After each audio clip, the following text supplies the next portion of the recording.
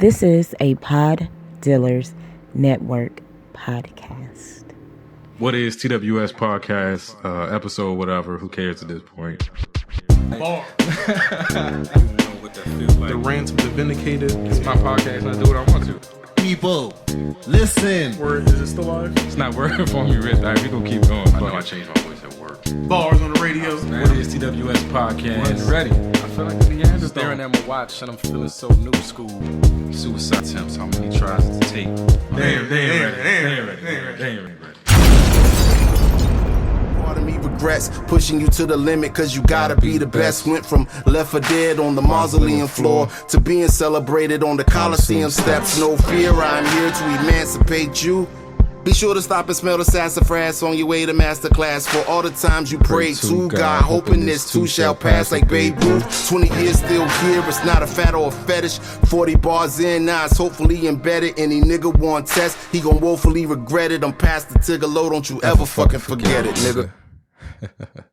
I normally let it fade out, but it ended just right where it was supposed to, so I just had to rock it the way it was. Anyway, welcome to another episode of the What is TWS podcast. As always, I'm your boy J. Flan, repping the White Pants Society, and I must start by thanking you first and foremost for taking whatever time out of your day to come and chill with me, listen to my random ramblings, whatever it is we do here. You could be anywhere else in the world, but you're here with me, and I do greatly appreciate that. I'm late again this week, and I'll address it. This might be a longer than usual episode. I need to get some shit off my chest, but I did want to finish, the series, The Adventures in Cleveland. I have to tell the rest of that story. So we are doing an episode this week. Sticking with the Fonte verse from No Wish off of Black Milk's new album, because I think it ties into everything, and I relate to this verse more and more the more I listen to it, and it just seemed perfect when I sat down to come up with that clip for today. So we're gonna finish the story and we're gonna talk about some things. It is what it is. Life been lifing. But you know what we got to do first? We got to do the Chef Elise report. Out of Peppy. Yes, sir, I am. So tomorrow morning, I'll be leaving out early to go see my little girl off on her first day of the second grade. It's fucking amazing. My little girl is a second grader. Still don't know how to flush the toilet though, but we gonna work on that. We had our visit this weekend, and I know I came up like Sunday morning to get her ready so she can go home. So I'm excited. But as soon as I reached the top of them steps, I was like, God damn it, I could smell it already. You done left another one in there, and just how are you chilling up here with that just in the air like that? Like I have no idea how she does. I guess she turns nose blind to it or something, but it's crazy. We working on it. We're gonna get there. But no, I finally this year did the tax-free weekend. I see people taking advantage of it every year, and so finally I waited, and we did our back to school shopping on tax-free weekend. So I had to navigate those, them crazy ass stores that's full of people, everybody trying to get these last minute sales in or whatever like that. And we did some shoe shopping, and then we did some clothes shopping, and I let her pick out everything, and I think she did a pretty good job. She participated this time, which is. It's normally hard. It's like herding cats with her, like to get her to actually participate in what we buying and stuff like that. But she picked out everything, and I think she did a decent job. We had a weird moment where I think me and her mom were in like two different Targets, but at the same time. And so we were like talking about what you getting, and I'm like, man, I found this this dope ass hoodie that I'm gonna get her, for when it gets cold. And she's like, is it the gray one with the butterflies? And I was like, motherfucker, like, I don't know how we picked, the same damn hoodie, but shit was weird. And I think we worked it out where she had to put hers back. She went and got another one because they had another style in my daughter's size at the store that she was at, but they ain't had a size where I was at. So I got to stick with the one I had. And, she had to put hers back. I don't know why that felt like a victory, but it did. But no, that's pretty much it, man. We had an interesting weekend. We tried out. We made our own boba this weekend. I found like boba pearls at the grocery store, and I tried to make her some tea and put the boba in it rather than going someplace and having to pay for it. Didn't work out well. I should have known that. I should have known it just My daughter bougie. Like, she want to go places and have me spend money. She asked for the cereal that was like the budget brand, and she don't like it. So I got to buy a name brand Captain Crunch from now on. Can't do boba at home. Got to go somewhere and pay for it. Like, it is what it is. She is who she is. And it's all cool. I don't know, Google is talking to me for whatever reason. Probably not going to edit that out. But that's all I got for the Chef Elise Report. I'm Peppy. And proud to be. Looking forward to tomorrow. Yeah, man. All right, so where we left off in the Cleveland story, I think we woke up the morning of the conference, found out the conference was canceled. I'm fully dressed. Everybody else is in a sleep attire or whatever. And for some reason, that's an issue for people. Whatever. Standing outside on like the 300th smoke break in the last 4 hours, back aching. CL pulls up, extra happy at 9 o'clock in the morning, whatever time we was out there. Pulls a tangerine from her titties and throws it at her raw. And that's just the morning. It was the morning was already weird, and it was only going to get weirder. So we standing out there trying to figure out, what we're going to do for the day. The conference is canceled. I'm already in fucking Cleveland. The rest of us are in Cleveland. It's not just me. I'm making it seem like I was suffering in Cleveland by myself. No, everybody else was there with me as well. I don't know if they were having the same Cleveland experience that I was, but they was there. And so we finally came to the conclusion we're going to go get something to eat. Now, normally when you're out of town, you try to do some out of town shit. Like, you try to go do some shit you can't do at home. Or at least that's my thought process. We are in Cleveland, so it's like, what the fuck is Cleveland shit? Like, what Cleveland thing was we gonna go do? I think Dramo wasn't with us, but we chatting with her, and she's talking about going to like the Rock and Roll Hall of Fame or some other museum or something like that. And he was like, no, that's not a go. But we finally decided we're gonna go get something to eat. And of all places, we went to fucking Denny's. So whatever. Like my Cleveland experience is not getting better. Now I'm in Cleveland, conference canceled, and I'm going to Denny's. Like, I just like, why is life fucking with? Like, why are you messing with me, God? Like, what'd I do to you? But anyway, so we all pile in CL's rental, and we make a trip over to Denny's.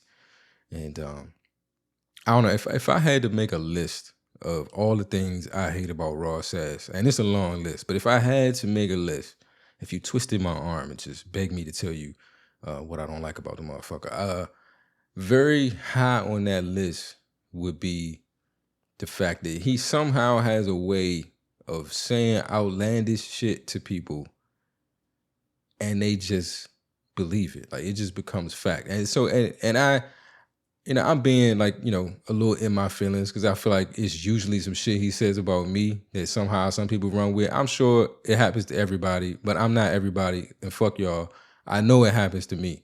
Like I said, he got to a hotel in Cleveland. He got no affiliation with this fucking hotel brand whatsoever. Never met this man a day in his life, but he tells this dude, don't give me a key. And they like, oh, okay, well, we're not going to give you a key. And we're going to tell you that we're not giving you a key because a random dude told us not to. Like, we're going to do that. And, and that's just what happened. So we get to Denny's, and we sitting down and we ordering. And, these, like I said, they having mad, random, weird conversations with white folks that we don't know. That's making me uncomfortable. I already had, like, people trying to unbutton my top button the night before. That made me uncomfortable.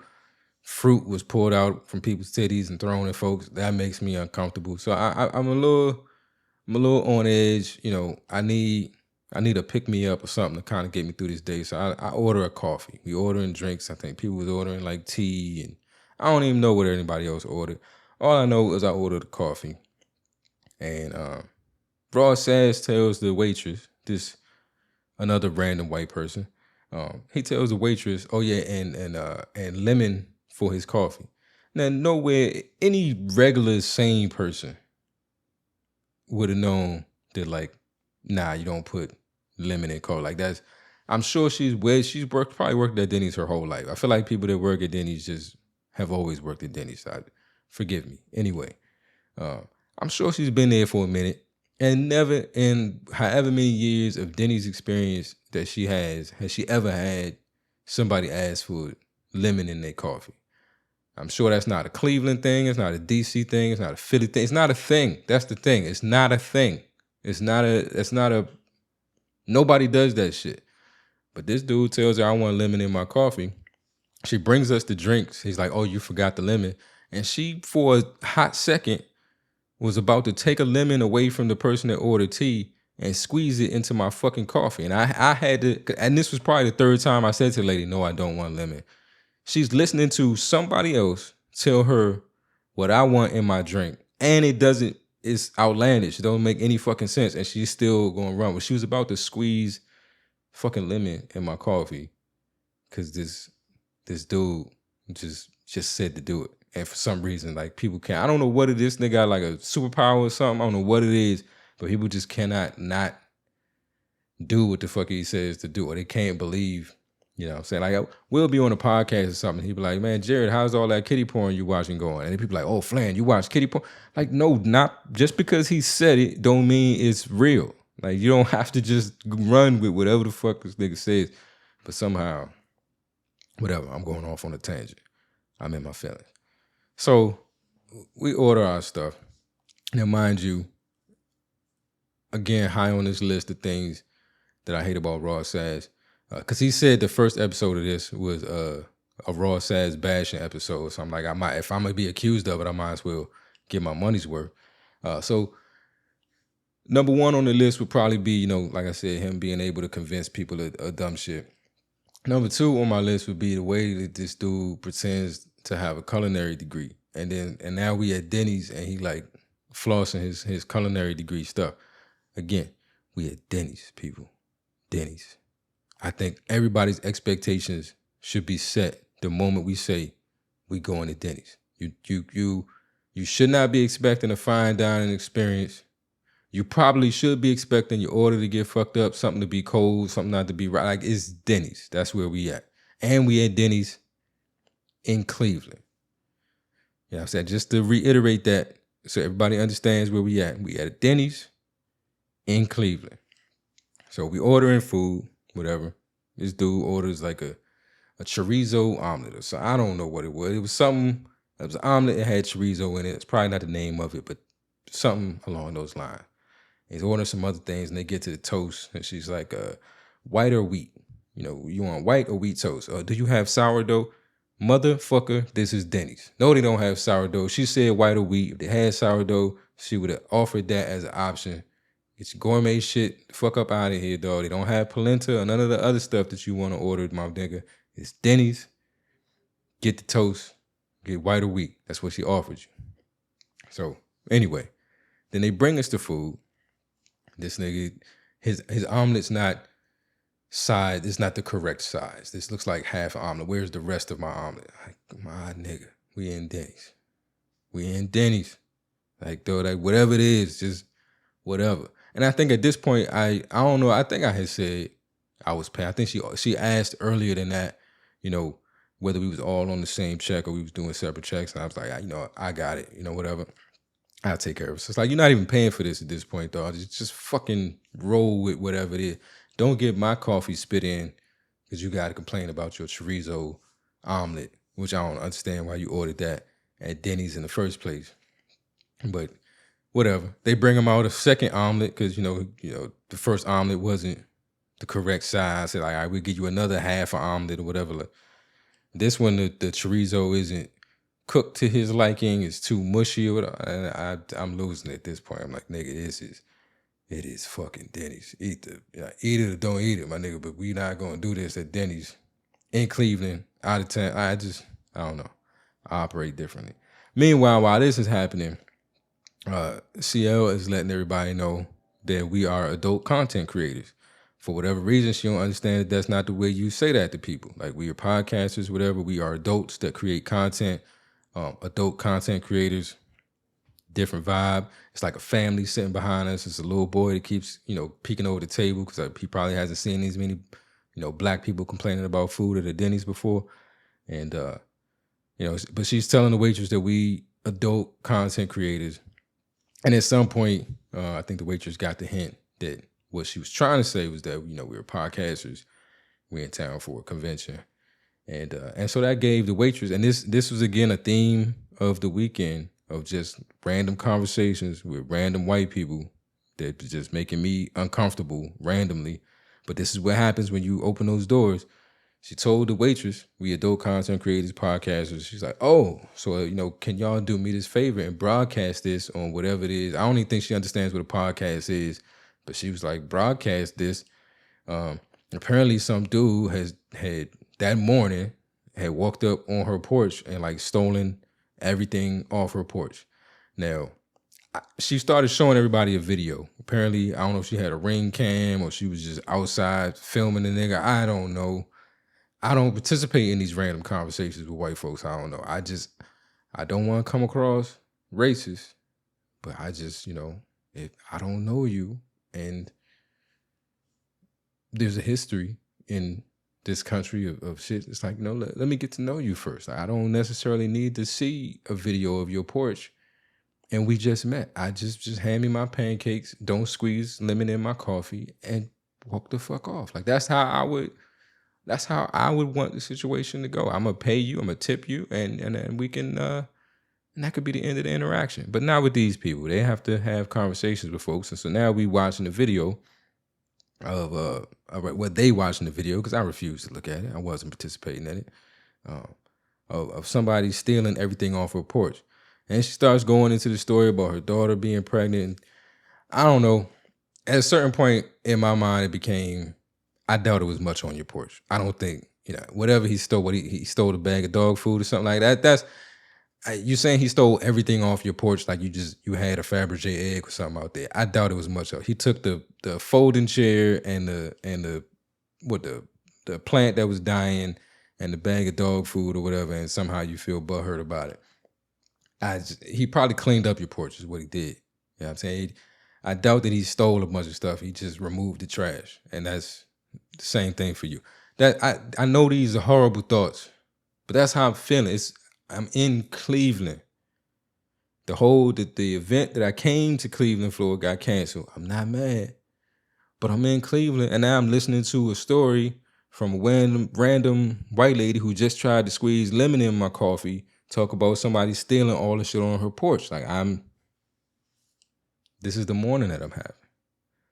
This is the fucking morning that I'm having. I've been called an adult content creator, all kinds of shit.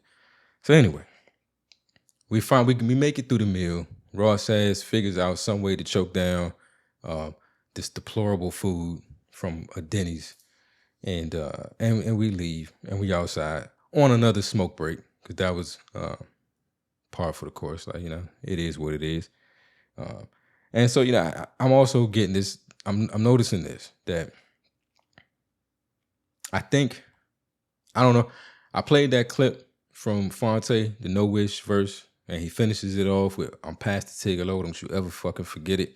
Like, I have to start carrying myself in that manner. If I'm Deacon Flan, well, motherfucker, I'm Deacon Flan, don't you ever fucking forget it. I think people don't know who I've tried to be on this kumbaya, I love everybody, peace and love, let's be respectful, don't talk while I'm talking, I ain't gonna talk while you talking type shit. I've tried to be on that for so long that I think people think that's who I am. And that is who I would like to be, not necessarily who I am, working on it. But I say that to say that because people think that's who I am, I find that like if somebody's in a jam, especially, if they're around the crew and like, if you under fire at the moment, if the shots is coming your way, like the easy thing to do is like, deflect and hit flame with one. Cause shit, ain't no way I can say this without it being a pause moment, but I'm probably gonna take it. And if I don't have a response at the moment, we're gonna sit there and be there. I'm gonna press the button, Raw. I know you waiting. Pause, nigga. Anyway, so we standing outside, and CL decides to comment on my attire because I think it probably got brought up for the 85th time that morning that I was dressed when Raw Sass came out the room, and that's fucking with him for some reason. It was retarded when he said it. I don't understand it now, but it is what it is. So CL's commenting on my attire, and she says I look like a dad on his way to a PTA meeting. And normally that wouldn't bother me. Normally that wouldn't bother me. You know, I am a dad. I try to give off a certain professional aura or whatever. Like I could. I'm a dad on the way to a PTA meeting. I'm cool with that. Not a problem. But as I mentioned in the previous episodes, I spent some time, working on my presentation, how I was going to present myself for this conference. So this outfit that I picked out, the shoes that I'm wearing, I had a whole set of beads that I'm going to switch into, throughout the day. This was all thought out. Dad at the PTA meeting was not even close to what I was shooting for. Not even close. So, I don't know. It was funny kind of when she said it, and I'm sure my facial expression showed that, that one hit. She threw the haymaker and it landed. I was trying to, let it roll off real quick, but it didn't work that way. And so it continued on, and we got to the shoes, and that's when my shoes was dubbed the Dad Stepper 3000, something like that. I don't know, 2000, 3000. Who cares? The Dad Steppers. And then now we got a running joke. That's what you cannot do around these people.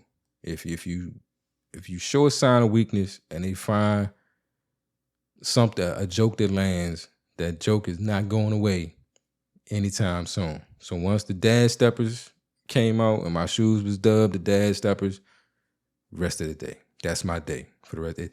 It don't matter what the fuck I say for the rest of the day, it's going to come back to the Dad Steppers. And that's exactly what happened. I was on Snapchats. No, not me. My shoes was on Snapchats. It was I think they was somebody's cover image on Facebook for a little bit. My shoes, like it was everywhere. Fucking Dad Stepper. And mind you, like I said, I was saving these shoes for this particular occasion. So in no way, shape, or form in my mind did I believe that this was about to happen to me. I purposefully wore these shoes for this because I was like, yeah, I'm going to say these the shoes is going, we're going to do this. And then I get there and they become the Dad Steppers, and somehow, I walked right into this joke, and here I am. So that's my day, that's my morning. Denny's, canceled conferences, titty fruit, all kinds of stuff. Random pit bulls taking shits all around me. I'm in Cleveland. This is the morning. So we leave Denny's. I think we hit a liquor store or whatever. We in Cleveland and we ain't got shit else to do. So what's gonna happen? I'm not drinking, but I'm going with the people. I went and got me some seltzer water. Had to have a whole conversation about what's the difference between seltzer water and tonic water or something like this. Seltzer water or sparkling water, like same shit. Like I just want water with bubbles in it. Like how difficult is this? Like why is this a topic of discussion? Or whatever. But we get through that. We get back to the hotel and we chilling again. We had come up with this idea that, all right, the conference is not popping off. We all here. We're adult content creators, as CL so poignantly put it. We're gonna make some content. So we're gonna record something. I think CL had been talking to the hotel because she's now built a rapport with these random white people that she won't stop talking to. And so now, she's talked to the hotel manager. We're gonna get this, space downstairs, and we're gonna invite everybody that was gonna come to the conference. They're gonna all chill downstairs. We're gonna record some shit. We're gonna make lemonade. You know what I'm saying? That, the situation ain't go the way we planned it, but we can still rock out. We're here. Let's do our thing. So that's the plan. So we getting everybody, together. People start pulling up. We back outside on another smoke break. But of course, I think Freddie Simone, comedian, she came out. We out there, chit-chatting it up, having a good time. I think, DC pulled up. He had his wife with him. Excursion, pulled up. And I ain't even gonna do that. Nah, I'm gonna give Frankenstein 200s a pass, and I'm not gonna do it. But so we all mob out, and we go into this. Now we going to get some Cleveland food. I guess I don't know. I can't remember the name of the spot, but we're going to get. I heard a mention of smoke wings. I'm a smoke wings kind of person, so I'm like, bet, let's go do that. So we're going to do that. So we at this restaurant now, and I said DC, Freddie, Savage. CL dipped off somewhere. She was supposed to be going to get snacks for this little after party recording session we gonna have. She was gonna go get some food stamp snacks, as she had dubbed them. I think she was going to Sam's Club. I don't know.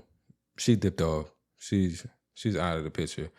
But it's me, Raw, Sav, Freddie, DC, Excursion, and then a couple of DC's friends, because DC's not in the best mood. The conference got canceled. So, we trying to pick things back up.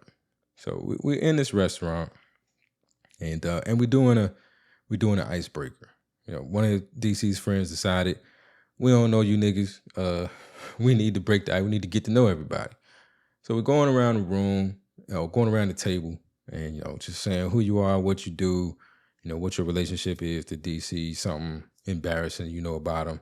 I think it got brought up that DC peed in the bed till he was 11 years old, something 15, something crazy like that. Like it was getting weird. But none of that is important to me. I didn't care about any of that. I'm gonna tell y'all what happened that is important to me, and was really the reason behind me playing the No Wish verse from Fonte. Because if you listen to the No Wish verse from Fonte, some fucked up shit happens to him in the beginning of the verse, and then he's talking about his process of processing it. Well, some fucked up shit happened to me in Cleveland. If enough fucked up shit hasn't already happened to me in Cleveland, here's the icing on the cake. So we sitting there, and it all starts with raw sex. Once again, if we had to go back to my list of reasons that I hate this nigga, number 3 would be that he set me up. He's always set me up. And today, and this time, he really set me up. They doing the icebreaker. Who are you? What you do? Whatever, blah, blah, blah. I don't even think it's my turn. It's not even my fucking turn. That's the first problem. It wasn't even my turn. He's talking to some dude that's sitting next to me. And he does the whole, yeah, and my man is a deacon. Now, y'all know I'm not a deacon. He know I'm not a deacon. Most people with sense know I'm not a deacon. But if I'm from out of town and you've never met me, and somebody randomly decides to tell you that I'm a deacon, and as Raw says, and when he says something, it's just fucking fact to folks. So now this dude is like, oh shit, he's a deacon. And he was like, man, which one's a deacon? Like, yeah, my man right there. Oh, you a deacon? And so this is where I don't know how, there's no way to make myself look good in this situation. This was a bad fucking move. I fucked up.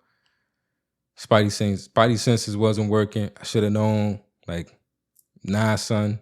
But it's been a fucked up day. It's been a crazy day. I don't know what the hell is going on anymore. And I'm just like, caught me completely off guard.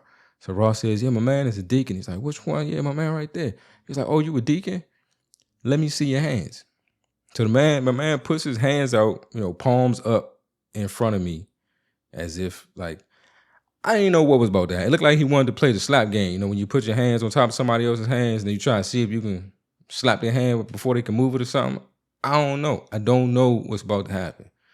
The nigga in me should have said, the fuck you need to see my hands for? Or what for? So I should have had more questions. But now the day has gotten so crazy, I don't know how to question shit anymore. So I'm just like, all right. So I put my hands out there. So now I'm in the middle of a restaurant in Cleveland with a bunch of niggas some niggas I kind of know, but I just met for the first time, and then some other people I ain't never met in my life and don't know at all.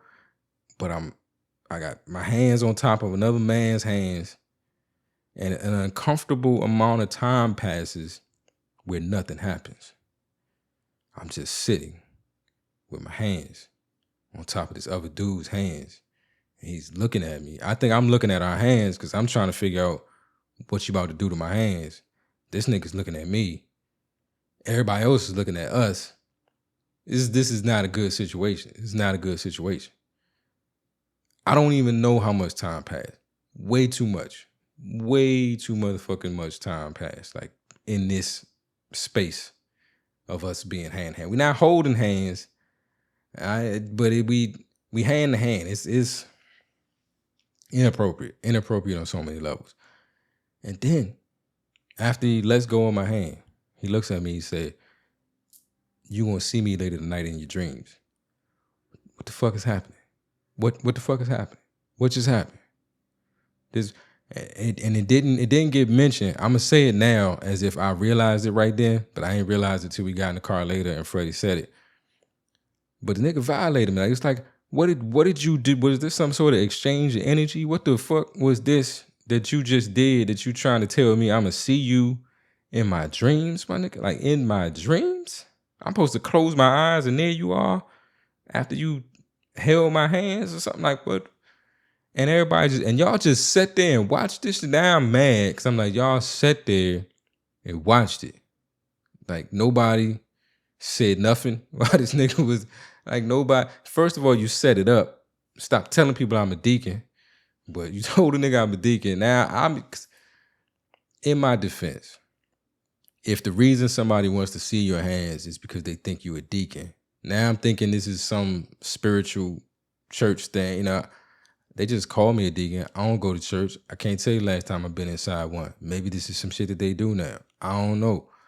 I'm just playing the role, playing along, trying to be friendly, and now I done fucking got some energy transferred into me where I'm supposed to be seeing a nigga in my dream.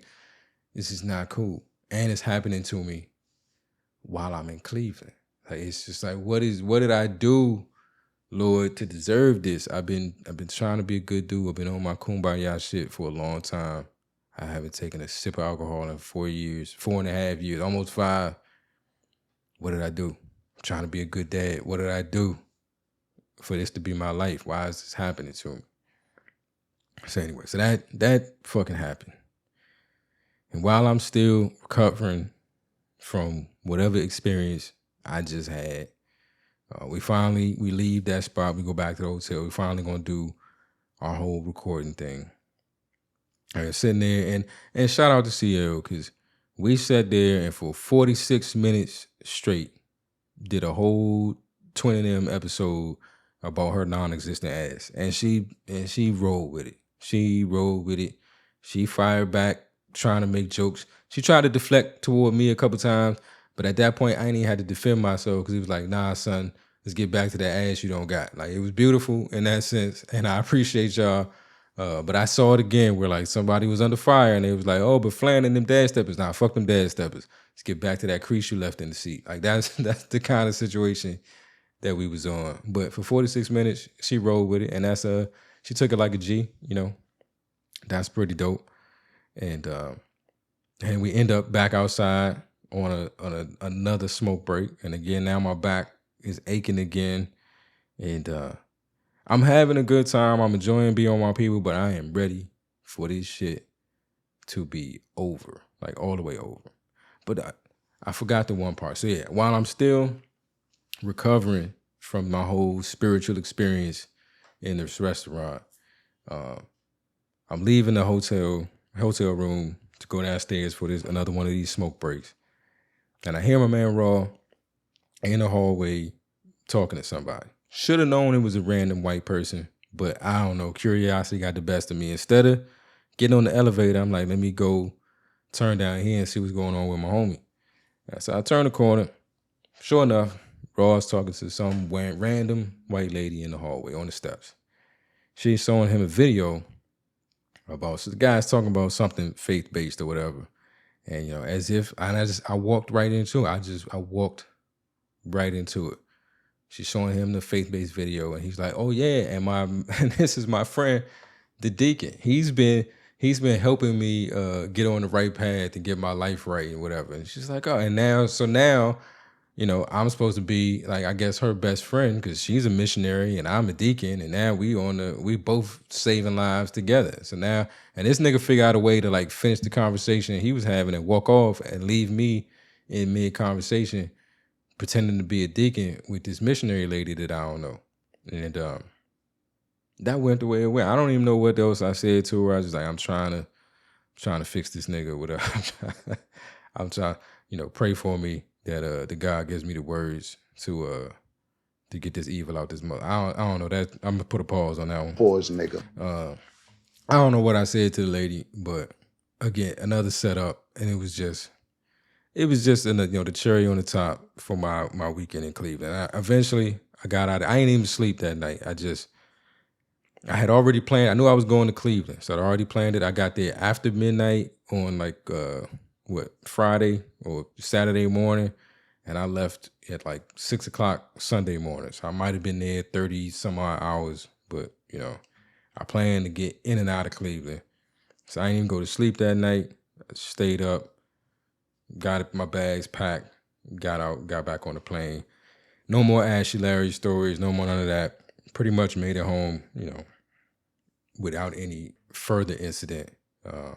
And I'm happy to report I have not seen that nigga in any dreams or visions or any of that shit since that day. So whatever you try to do failed, nigga.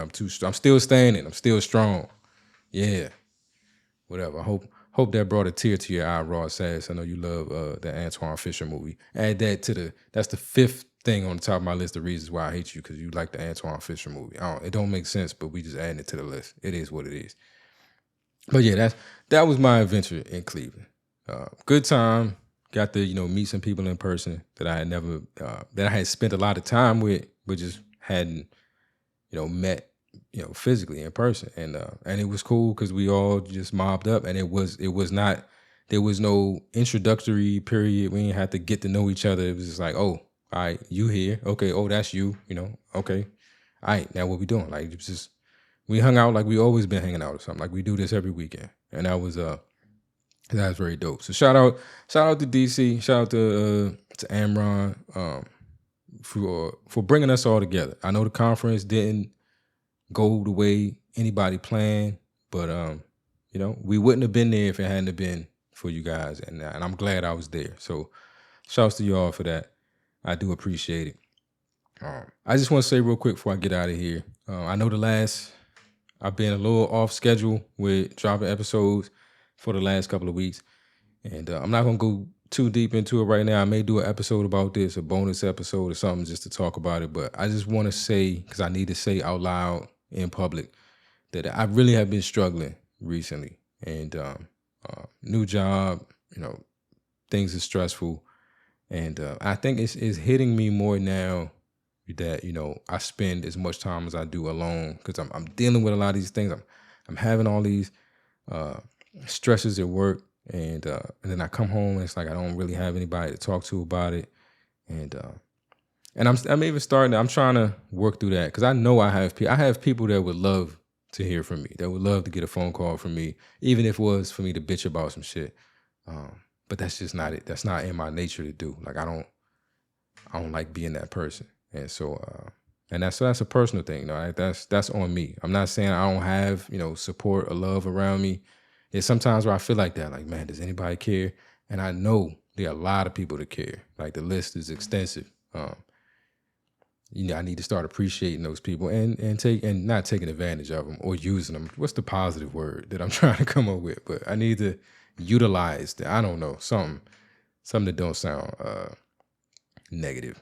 But yeah, I need to reach out more and talk more and stuff like that. But it's a little anti who I am. Like I said, I work a lot on my presentation and my image and stuff like that. But those things aren't important. I learned a long time ago that you need to put your character before your reputation. It's not who people think you are, it's who you actually are.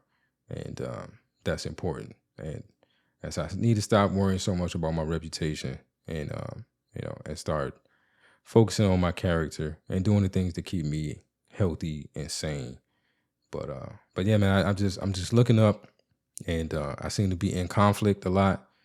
I seem to be getting into a lot of arguments and disagreements with people, and I seem to be at odds in certain situations. I find myself always angry, and yeah, it's just been draining for me. I haven't had the energy to want to do this, and that that just furthers the cycle. When I lose something that I love, that I care about doing, because of all the other stuff that's happening in my life, it's like now I'm allowing those things to take the positivity I had from me. And I don't want to do that. But it's been a struggle. And it is a struggle for me right now. I'm trying to come back from it. Feels like a dangerous space for me to be in. I don't want anybody to worry. I'm not in any danger. I'm not thinking about relapsing. I think I'm a long way from anything like that. I don't look at the substances and things the way I used to look at them as the way out or solution to the problem. But I know that this mindset is dangerous for me, and I know that this space that I'm in is dangerous for me. And so sometimes for me, just admitting it and saying it out loud to another human being puts me in a place where I know I can't let this go any further, because some people know. Somebody's going to know. And so that's why I'm doing it. So I just wanted to address, I know I've been inconsistent. I had a couple of, good years of consistency. And so it's really been bothering me that I haven't been as consistent as I usually have been in the last couple of weeks. And I appreciate the people that have reached out to, hey man, what's going on? No episode this week. What's happening? Like, all that stuff means something to me, to know that you listen and you expect to hear something from me. And when you don't, like, you miss it. Like, that means something to me. So I appreciate all of that.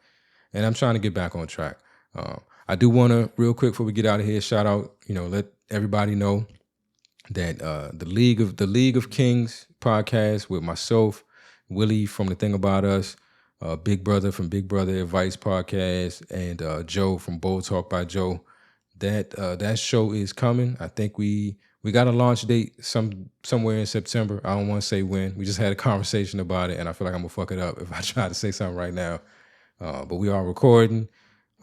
We putting that all together. I think that's going to be a dope show. You'll get to see yet another side of me. You get this show. You get what you see when I'm on, Opulence, and on the shows with Raw and Annie. Oh, sorry, Savagely Humble. Don't hit me, please. You get that side, and then you'll be able to see. You'll see what happens when I'm the most ratchet person in the room. Crazy, right? But yeah, the League of Kings podcast is coming soon, so please, keep your ears out for that.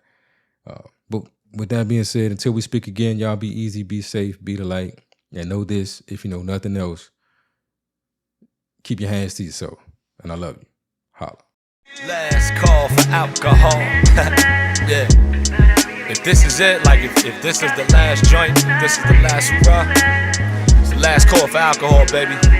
I gotta say, whether you knew it or not, it's pretty much at the finest bar establishment, the finest spirits and libations y'all could have had, baby. You might realize it now, you might have realized it back then. You might realize it later. Love.